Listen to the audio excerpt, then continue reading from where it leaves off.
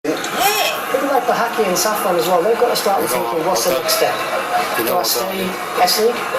Do I go abroad? About Aki about 2 days ago, he's already thinking about it. Because it's not just Djuric and Radi Abramovich. You think this might be the last big tournament they play? I mean, after playing for the Asian Games now, is that the next big tournament on their agenda? The 250 qualification for the Asian Games starts coming up soon. And Sharon Ishak, who's got an incredible recent record for Singapore. No, he got first time. Chelsea in the league scorer stakes. He'll be the last captain to lift that trophy. The first time they win it, first time. Radi as well. And he's very animated during games, Radi, but you don't see much emotion for him outside of the 90 minutes. I wonder if even he would afford himself a jig of delight on the stage as his coaching staff. I don't think no jig from Radi? No jig. He won't be jumping up and down with the players on the platform when the kicker goes off. Some 2 coffees. Yeah, espresso, and he'll be sorted, Very, very funny bloke when you get to know him. Not a bit like the image, yes. Yeah. So there's another funny bloke, Sasha. He's very funny. Of course, coach. Awaiting the arrival of the captain, Sharon Ishak, who's a couple of people away as all the back staff team, backroom team get their medals. Alex Djuric there, what an incredible moment there as a 42-year-old footballer, a naturalised Singaporean who's represented the national team with great credit and will stay on in the S League as a fitness coach and still plans to play next year, John, we're told. Oh yeah, he'll still be playing by the time he's about, I think he's going to plan to give it when he's about 68. That's his plan, that's what he told me. So giving on Sharon Ishak will be presented the trophy by the president of the Asian Football Federation, His Royal Highness the Sultan Ahmed Shah, and there's the cheque. I was told it was at $250,000. They've changed Singapore by $50,000. 50,000 US has gone missing in the time it took to print up the running order of the ceremony and the cheque. Questions might be asked there, but the cheque really is irrelevant. The oversized novelty cheque will be tossed to one side for the gold trophy that matters. And these are the pictures that Singaporeans will be waking up to see in their newspapers tomorrow morning. We're told the team will arrive back tomorrow. There'll be some kind of victory parade. But here he comes, Sharon Ishak, given the trophy. Singapore lifted for the 4th time. Just listen to the noise and soak up the atmosphere.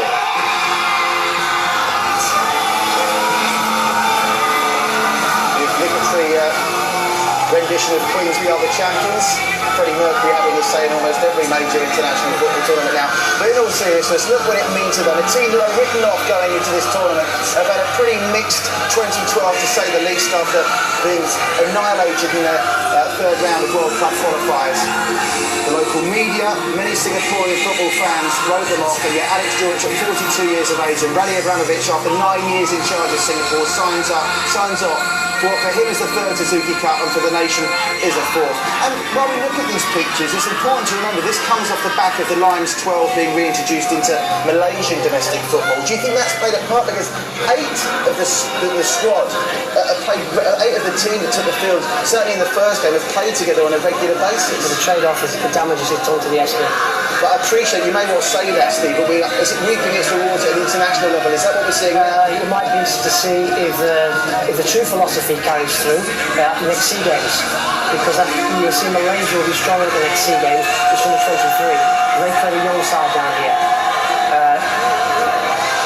Singapore play a very senior side, shall we say. Look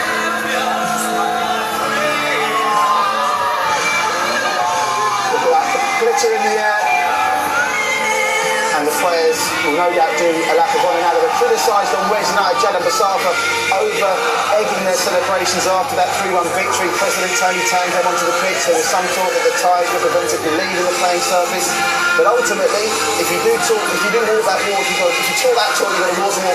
And they did that in this game tonight, John. They did it the hard way, having conceded that goal in the first half at injury time. The second 45 minutes was always going to be a hard slog. And ultimately, over 2 legs, did they deserve it? I mean, you'd have to say they did on the balance of that first match. Without a shadow of a doubt, they deserved it. They stuck to their game plan. They stuck to the philosophy of football that Singapore are very, very good at, and what they know how to play, which is they're terrific without the ball, like the Scandinavian sides, like South Korea. very, very rigid, very difficult to break down, loads of spirit. And Singapore, you know, the best team in Southeast Asia. Singapore, the AFF Suzuki Cup 2012 champions. You've seen it live on ESPN Star Sports. 4 times champs. History in the making.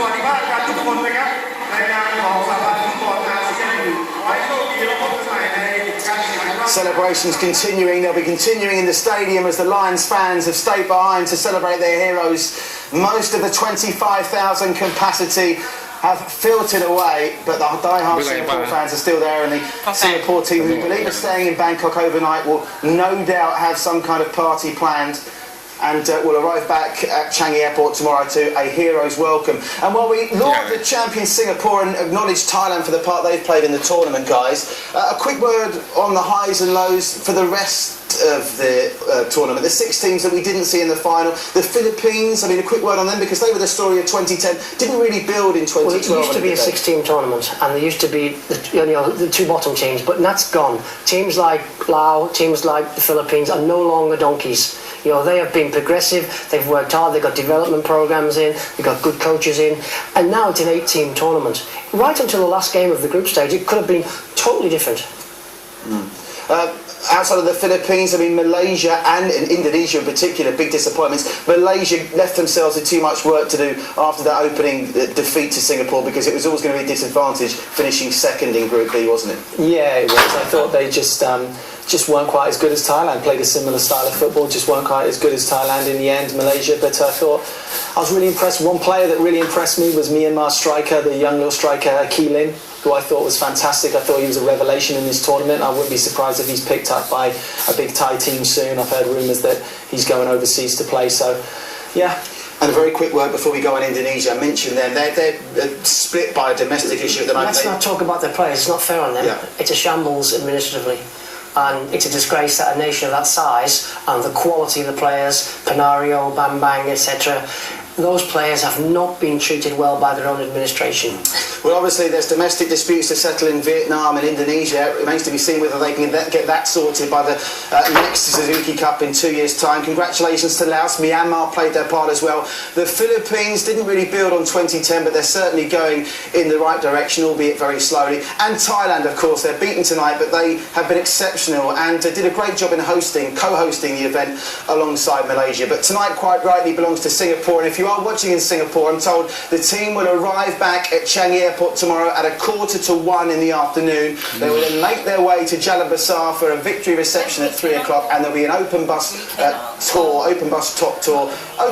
bus tour, I should say, down Orchard Road to give everyone in Singapore a chance to greet their heroes and see the trophy. But if you really want to get involved, I'm sure there'll be a party atmosphere at Jalan-Besar at 3 o'clock, guys. Should be some party there, Dubs? Lots of halal beers. Yes. It's been an incredible tournament. Congratulations to Singapore. Thank you for watching, and I look forward to doing it to all again in 2 years' time. From the whole team here, from Des Corker and Paul Macefield, our top commentary experts, from Jamie Reeves, Sassy Kumar, John Leung, of course, on the ground, Christy Simpson, all our reporters, Josh, mustn't forget everyone, and of course to John Wilkinson. Best of luck in the Indian League for you in the new year. And Steve Darby, great to see you back on ESPN Star Sports. Well, that's it. It's been 28 hectic days, and we've seen Singapore crowned for a record 4th time the AFF Suzuki Cup champions. Good night from everyone here in the studio.